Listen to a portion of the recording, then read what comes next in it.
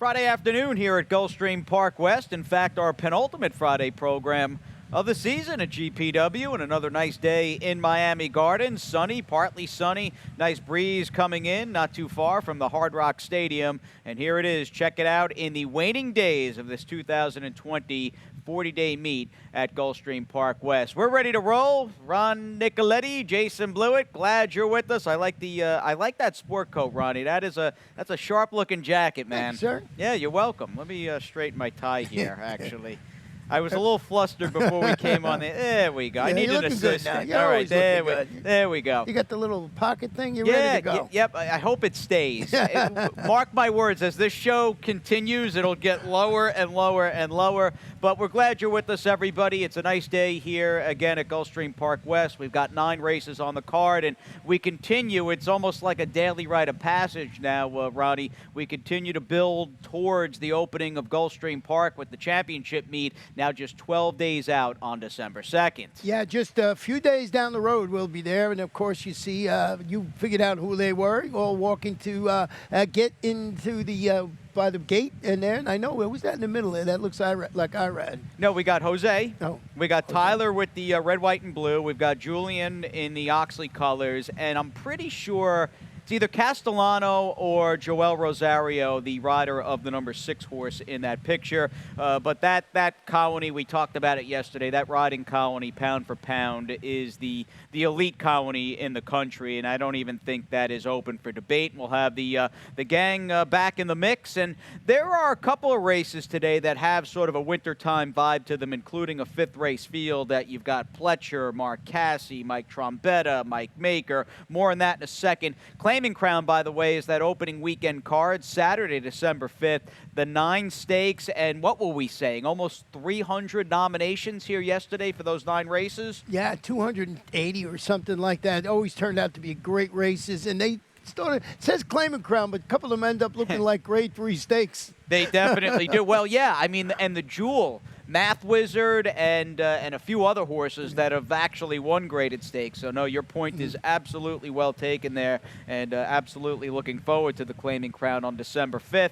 Let's dive into the Pick 5. We won't have to wait that long, in fact, as we are about 55 minutes, give or take, away from the opener on this Fast and Firm Friday afternoon.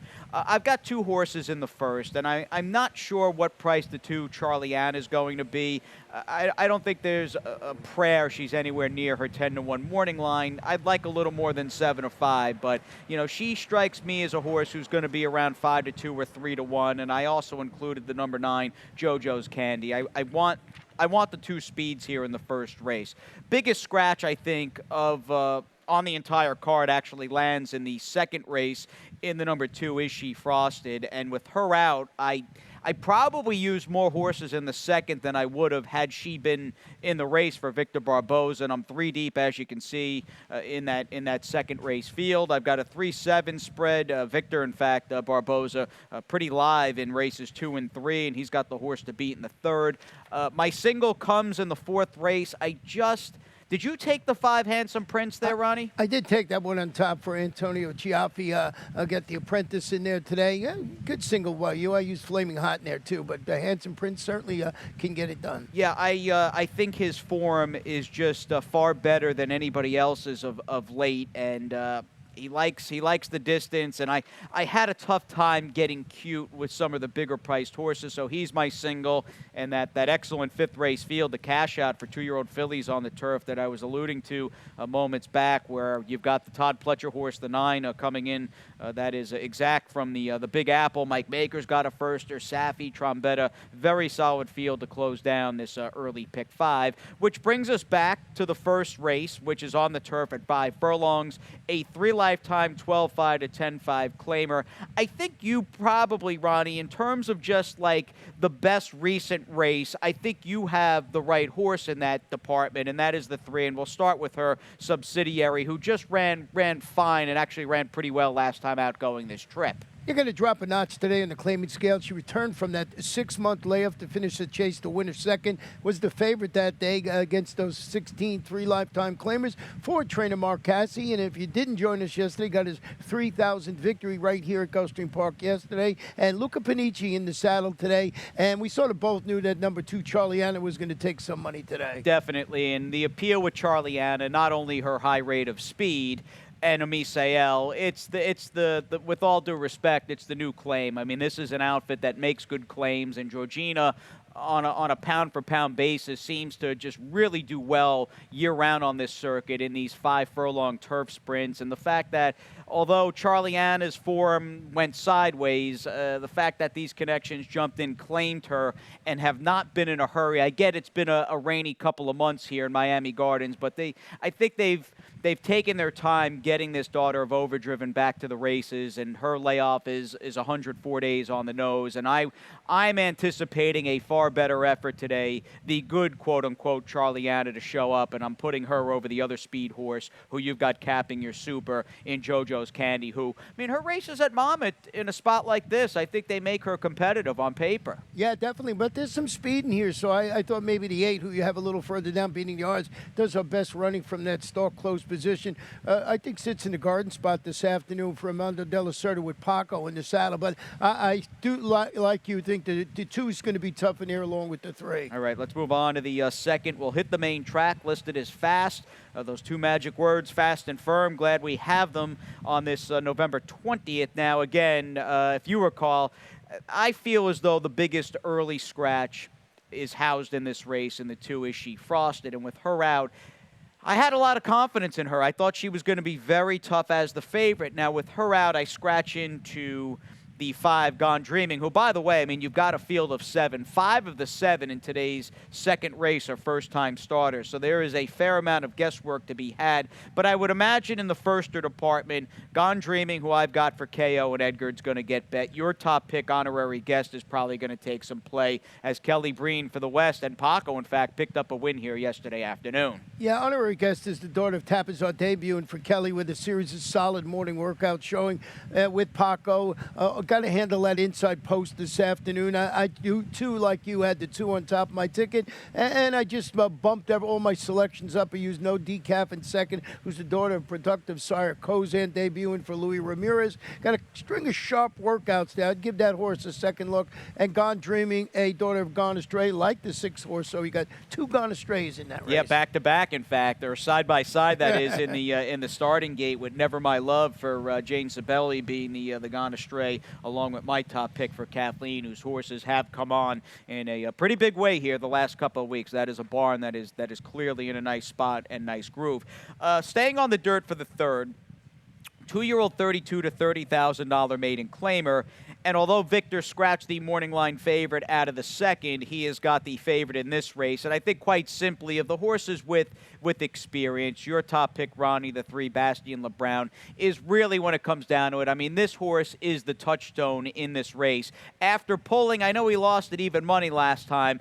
I don't know how many horses from post 10 chasing and vying 5 wide would have been able to overcome that trip in his most recent start. And also drops to the $32,000 level today, and he's going to stretch out to 6.5 furlongs today. First race since hitting the board in 2 of those 4 sprints against Better before going to the sidelines in September. You mentioned Victor. He's good with this type of layup, about 30%. Embassy Al Jaramillo atop this most accomplished freshman in the field, so I was going with that angle, but I almost put Big Frank on top of my ticket. Yeah, Big Frank, who I'm going with in this spot, and the reasons I like him are fairly plentiful as we backtrack in a little, I guess, retrograde replay from the opening week, first full week here on October 8th at Gulfstream West. Highlighted white cap there, that little white stripe, and this was a horse who not that he was going to win, but this horse, I mean, it turned into bumper cars for him off the far turn where he was just bounced around from in between horses. It was about 4 times he had a steady. Again, he wasn't going to be close to this gray horse, Advanced Cash, who just run away and hid, but this was also a time when the inside was very kind, and Advanced Cash, I think, more or less magnified just how strong that inside bias was. It was like the other horses were all in a pack together running in quicksand, and that horse just kicked off and won by nearly 8 lengths. You've also got, in addition to just a very tough and near impossible trip burst out, you've got this stat for Safi. And I get the cynic is going, well, he's already won with so many second-time starters. How many more live bullets can he have? But through it all, Ronnie, we've seen Safi put up some otherworldly numbers with his second-time starters, and this is this meet alone exclusive to this season starting on October 3rd. I mean, how can you argue with the barn that has done this solid in the second-time out department? I think all that stuff works pretty nicely with the 7 Big Frank. Yeah, when you see it in print, 6 for 11, 55% is pretty awesome. 316, the return investment, and as you mentioned, just second-time starters at this meeting. So that's an unbelievable stat, actually. Yeah, I hope Big Frank adds to it in the 3rd as we take a little breather here. Quick timeout, and on the flip side, it's Ronnie, the Rainbow, and a lot of dough, in fact, after this.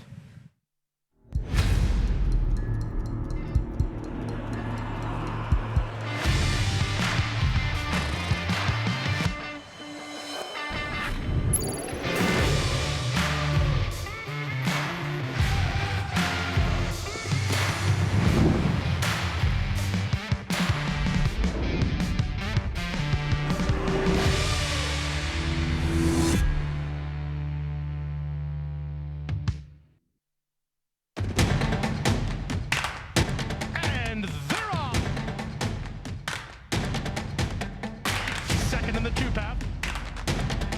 Ground on first inside. Race.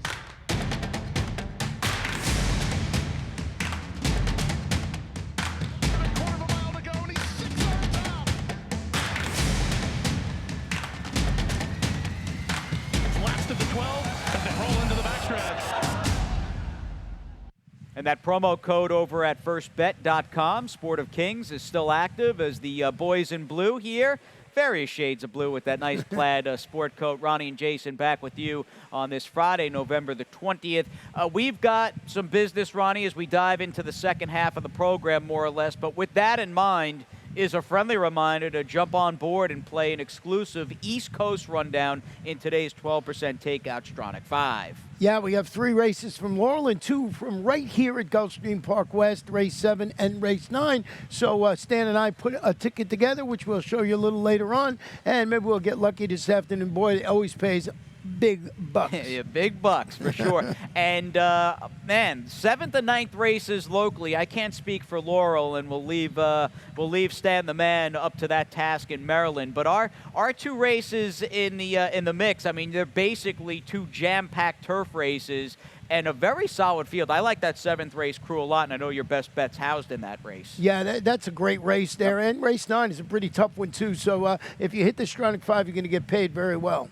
What are we doing in today's Rainbow 6? I know you like the 5 Handsome Prince. You said you didn't single him. You also included Elizabeth's horse, the Deuce, Flaming Hot. Your 2-5 to start, no singles, and a ticket that's $43.20. Yeah, you know, Handsome Prince is certainly the one to beat there, but Flaming Hot might turn out to be the controlling speed in that race. That's a wide-open affair as far as the pace goes. So I thought maybe Flaming Hot with MCL Jaramillo might just go to the front and not look back. Race 5, 3 deep. Phantom Vision, who I like this afternoon, is a first-time starter. Exact's going to take all the money for Todd Pletcher and Zia's Song, but I did get some coverage in there. Race number 6, I sort of like 3 deep this afternoon. Tons of Gold and Quasar Mood. I was going to use Rags for Riches, but I didn't go that deep in there. In the 7th race, my long shot today, best bet, is Passion Plus, but I also use Zodiac Princess. I think that's a pretty nice race. Tough to take just 2 horses in there. Race number 8, 2 deep with Mead. It's taking a big drop for Mike Maker, and I used Dr. Harlan in good form. My long shot is in the last. It is Positive Phil. Phil, you know, I just thought this horse always faced tougher on the turf. Maybe with the drop, this one will finally wake up. and get the job done today at a price. You got the Pletcher layoff horse in there as well, and Yeah. quick enough. And I used your long shot. Unbeknownst to me, I'm glad I included that horse, finding out it is your price play on the day in the last for trainer J.C. Avila, who I bumped into this morning, got to the track a little after 9 a.m. to do a couple of interviews for the weekend stakes. And J.C. had just finished breezing up King Guillermo on the main track over at Gulfstream Park. And that horse, it sounds like all systems are go to run in the Cigar Mile at Aqueduct. And maybe a horse, Ronnie, if things go well in the Cigar Mile, does he maybe throw his hat into the ring for the Pegasus in late January? Yeah, this strange year, it looks like a perfect setup going to the Cigar Mile, maybe trying the Pegasus. So can't wait for all that action to start. Definitely. We're so close to it. And we're close to the rainbow today with the 275K guarantee. Led, of course, by the 5 Handsome Prince, who I picked. I know you picked him too. And maybe in a general sense, not the kind of favorite I'd be willing to take a super short price on. But as I worked my way through the field, I had a tough time getting cuter with the bigger priced horses, and I'm hoping, quite simply, the fact that he's been so sharp of late is just good enough to bust through this condition today at around even money. Yeah, as I mentioned, Flaming Hot, who was shown in the past that he can set or stalk the pace, can turn out to be the controlling speed, I thought, in here against the field. It's certainly light in the pace department for Liz Dobles, and you get an Embassy Al Jaramillo, who does a good job with his front-running types. I just thought those were the logical 2. Road to Pisa you have in second, cutting back to 7 might run well in that spot. Now the 5th, we've got 10 ready to battle. It's a good little 2-year-old filly maiden turf race that starts Friday's late pick 5. I am singling, I had used 3 in the early sequence, but I saw fit, given the fact I'm going in for almost $40 here. I just said, Todd's horse is going to be a pretty clear favorite. And the fact that she's got early speed and has been very fast with not winning or staying all that great, I think that early speed may go a long ways. And she's also bred, as far as my humble opinion is concerned, the 9 Exact, my single, to move up on the turf today, and I'll elaborate on why I think that is in a second. So she is very much a favorite I am leaning into here, and constructed this play around her. Included Ronnie's long shot in the ninth today. I'm 4 deep there, in fact. I don't know what to do with Meade. He is, without a doubt, the biggest key to the 8th race. I don't fully trust him. I included him. I would not want to get beat by him, so I'm 3 deep there. I used Antonio's horse from the rail and Safi's 9 in the 7th. I've got a 3-horse spread using Rags for Britches, 3 deep. And I think Tons of Gold is probably the most important horse on paper going into the 6th, although I don't trust him either, but he's a must-use. And then again, reverting back to Todd's horse in Exact, who is a filly by competitive edge. Well, I'm hoping that early speed, Ronnie, that she has displayed on the dirt going 6 in her 2 races at Belmont, in fact, over their fall meet. I'm hoping that early speed can just have her with Edgar get away from a lot of these horses, because when it comes down to it, she's got blazing early speed in a race that is just dominated by first-time starters. Many of them have good connections and solid pedigrees, but I'm going to take the 9 Exact, who does have, because she's the 3rd foal in the family, and both winners, the 2 older siblings that have raced and actually won, they've both been turf and synthetic horses. So in my mind, her speed, her experience, Todd Edgard, and the family being pretty solid on the grass so far, all that stuff works well, and she's a favorite. I'm going to have a lot of trust in here in the 5th race. I of course I'm going to have Exact, and you saw it on my Rainbow 6 ticket, but I thought maybe I'd go for a little first-time starter action here with Phantom Vision, a beautifully bred daughter of Declaration of War by Warfront, debuting for Mike Maker, a string of really stamina-enhancing workouts showing on the Gulfstream main track. Miguel Vasquez, who's tied for the jockey standings right now at 35 with Edgar Zayas. Guy, this intriguing first-time starter. I just thought, Exact, we know about that. All the reasons you just mentioned, got the speed, it's Todd. Maybe I get a first-time starter. Not that this horse is going to be in a huge price in here at all. No, I would imagine Phantom Vision's going to take money off the connections and the solid pedigree. The 2 older siblings to date have won. It's been a very diverse family, dirt, turf, and synth. And the dam was pretty good as well. I asked Nolan Ramsey, who runs the show down here, I mean, minus the Saratoga meet, no one is at Gulfstream Park with Mike Maker running that operation in South Florida. And obviously does a great job, and he's a great guy. And he told me he likes Phantom Vision. Talked to him this morning, in fact, and he said she's talented and very solid. He was a little worried that 5 furlongs first out might be a touch short for her, but said she should run well. And you've also got the Trombetta Firster that I think will run a big race, the Speightster filly and the 6 Classic Secret. And Safi's got a fairly pricey, almost $100K in fact, for the 7 Zia's Song, who's a Kitten's Joy filly out of a dam who was just a monster. She won 11 starts on turf and synthetic. Yeah, she should be ready to go. She's got 12 Palm Meadows workouts on both turf and dirt, ready for this assignment with Victor LeBron in the saddle. Let's get on to race number 6 as we turn the page fairly late, or at least second half of the program here, and then some as we look at this field of 7 in Friday 6, going a 2-turn mile on the dirt and a 3 lifetime $8,000 claimer. I think, and you like Tons of Gold like I do, or put it this way, you respect him, but I guess don't fully trust him. And I'm not sure which way to go off an effort that I thought was just a little lackluster, and we'll put a little proof or at least evidence to my words, as this horse didn't really have, I thought, the tactical speed he had showed 2 starts back on October 16th. Little sluggish getting underway. He's always been more of a grinder, but Edgar rode him so well 2 starts back, and he looked like, in a lot of respects, to my eyes anyway, almost a completely different horse. This was Tons of Gold being back to the old Tons of Gold. Now, Christian also saved as much ground as he could, in fact, every inch, before angling out at the top of the stretch. He was just a little bit one-paced in this race, and was also, as you can see from the number 1 odds there, he was a massive favorite in this spot at 3 to 5. And I combine this race, Ronnie, the fact that not that he ran poorly, but he kind of just went through his paces, with the fact that Gustavo Delgado had won 2 back for 18 and then was running this horse in this race we're looking at in deep stretch for 8,000. I don't think in hindsight that was a great sign. Not that he ran bad, I just don't fully trust him as he comes back for a new barn here for 8K. Yeah, getting a couple of changes, moving to the Jose Garofalo barn after the claim, getting Miguel Vasquez. Looks like a logical contender in there. I went with 3 deep. A previous winner at the distance, stretching out. He had some trouble at the start and finished 7th behind that repeat winner, Trisomia, going 6.5 furlongs. I just think the stretch out for Gilberto Zerpa with Paco handling the going around 2 turns today might help 3 deep this afternoon. Tons of golds for all the reasons we just showed you in Quasar Moon. I hope I have the right. And as I mentioned in my Rainbow Six, I didn't use your top pick, Rax Richards, who's stepping up off that 2 lifetime victory. He's in off a win. I guess that's the caveat. These are better horses than what he's been running against, and it took him a while to finally bust through that condition, yet he seems like one of these horses that's just in a good zone right now, likes the track here at Gulfstream Park West, and I'm hoping that can carry him forward as he faces, I guess, slightly better horses here in the 6th race on this Friday card. Let's move on to the 7th. We've got a couple of turf races and basically maxed out turf fields remaining fairly late in the program, and if you recall, this is our first local race in today's Stronach 5.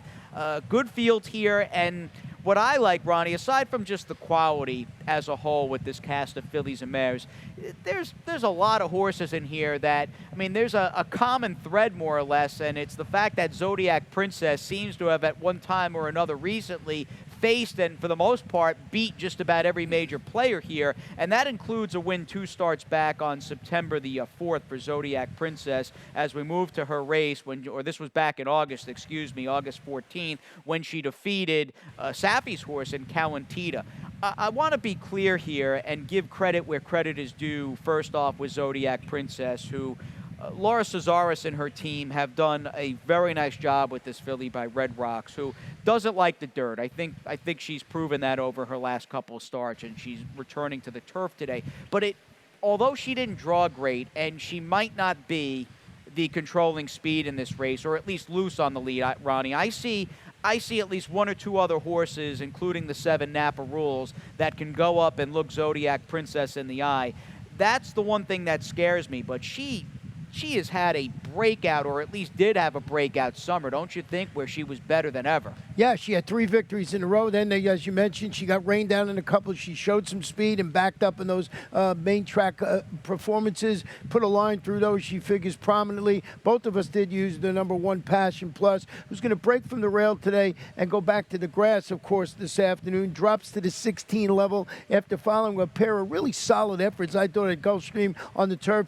Tracks the pace last time, finishes 6th. I like the spot. I just think this is a good spot for Antonio Sano, who's the trainer and head guides Zayas handling the surface switch. This is a good spot for Passion Plus, but you got to respect Zodiac Princess for sure. Yeah, no, I like Zodiac Princess as a horse. I'm a little worried that Napa Rules is going to make life difficult for her in that first flight. And in terms of just Passion Plus and my 1-2 horses and Calentita for Safi having been wired by Zodiac Princess, I'm wondering if the pace just is a little bit different and a little more friendly to both Passion and Calentita this afternoon. But a good solid 7th race field for sure on the turf there. As we move on to our final dirt race in the 8th, the 6250 7 furlong dirt sprint claimer.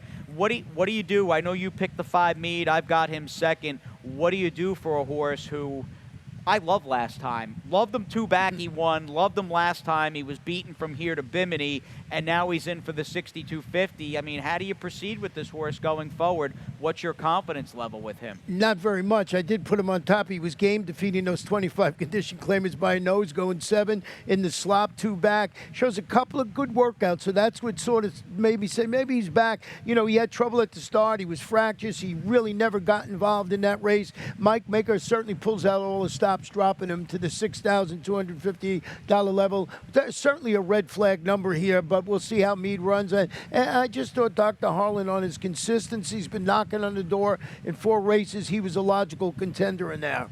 I see you don't like my horse, the 4 Love Nest, and this horse has run some pretty big races at or near this level. I mean, he's capable when he's on his game, and he can be a little finicky at times and a little erratic. And in fact, that's probably being a little too diplomatic. He's very erratic, but when he's right, he's more than good enough, I think, to run with the bigger players in this field. And I like the notion, although he was claimed for a little more than what he's running for today. I like that Julio Cartagena opted to lay this horse up about 9 weeks, and I like just hitting the refresh icon, if you will, with this son of Tisway, who 3 back was very good and 5 back was very good, and I'm hoping the layoff and a little bit of the barn change can help get Love Nest back on track. You've got the 5 Mead and, of course, the 6 Dr. Harlan. Let's get on to the 9th, and we'll wrap things up here before we send it up to Darren for the changes. Cast of 11, your long shots in this race, and let's hear off the bat before we look at the Pletcher replay. What do you like about the 4 Positive, Phil? Well, he's always faced better on the turf. He's going back to the grass today after tracking the pace and fading. And that was that race, moved to the lawn, going a mile into 16 on the sloppy track. I just thought this was a good spot. He's been facing better. I was looking for a little bit of a price. I like the fact that Juan Avila's got Sammy Camacho handling the surface switch this afternoon and sort of leaned this way because of our good buddy Phil in the office there. I figured maybe he'll give us some luck to get Phil my long. Janak, I mean, he's one of the all-time greats. Yeah, to get him home on top this afternoon. But besides that, I really like the drop, and I'm looking for a price. I mean, I know Quick Enough's going to be the big favorite, and everybody does. So maybe you get lucky with a Positive Phil and beat the heavy heads in this race. And of course, Quick Enough, not the only white bridle in the race. You've got the Maker Claim outside, who I think is the morning line favorite in the 12, Dylan Rocks, who now goes from stall number 11 with 1 early scratch in the body of the field. Not a great post in this spot, and that horse's recent form on the grass has been a little shaky. Does first time Maker get him back on track? We'll see. And I had kind of a deja vu moment looking at this race this morning and getting prepped for the morning show. You know, thinking back to Karenina, who won yesterday, and we had talked about her, despite being like 1 for almost 40, having a better post, and some of her biggest foes were saddled outside, and not that Quick Enough. I'm not comparing her to Karenina, but this gelding by Kitten's Joy has a far better post than some of the bigger players, or at least co-bigger players in the race. And I think, in my mind, that works well. And you've also got a horse who's who's okay on the turf, and we'll go back. I mean, talking about the Pegasus, this was last January 29th, and here he comes with that grinding 3 to 4 wide move beneath Luis Saez. And I pulled this race for a couple reasons, Ronnie. A, it was run during last year's championship meet, and B, it's always nice to see Luis Saez, who's just he's such a bulldog off the far turn. He's able to get quick enough home, and this horse holds on and wins by neck as a big favorite. Now, question today, I don't think is the overall talent, or at least the grass races to this point with Quick Enough. It's the layoff. Yet I think this stat may soothe some fears as far as where's Quick Enough, where's he been, and will he need a race? It does seem like these horses, even the claimers that Todd brings back during this meet, more often than not, do not need a race, that are ready to go off lengthy layouts. I mean, what do you think of this stat I pulled combined with just the overall resume of the two Quick Enough? Yeah, I mean, 40%, 47% in the money with a positive return on investment, and you would expect that from Todd. He's done an excellent job with his horses running at Gulfstream Park West, so I'm expecting that horse to run well, but you got to try and get lucky and bring a little bit of an upset in there, especially when I'm putting, that's one of the races in the Stronach 5. It absolutely is. You've got the 4 positive Phil Janek, and we'll turn things over. A quick timeout on GPW today. Darren Gagne up in the booth coming up next with those scratches and changes.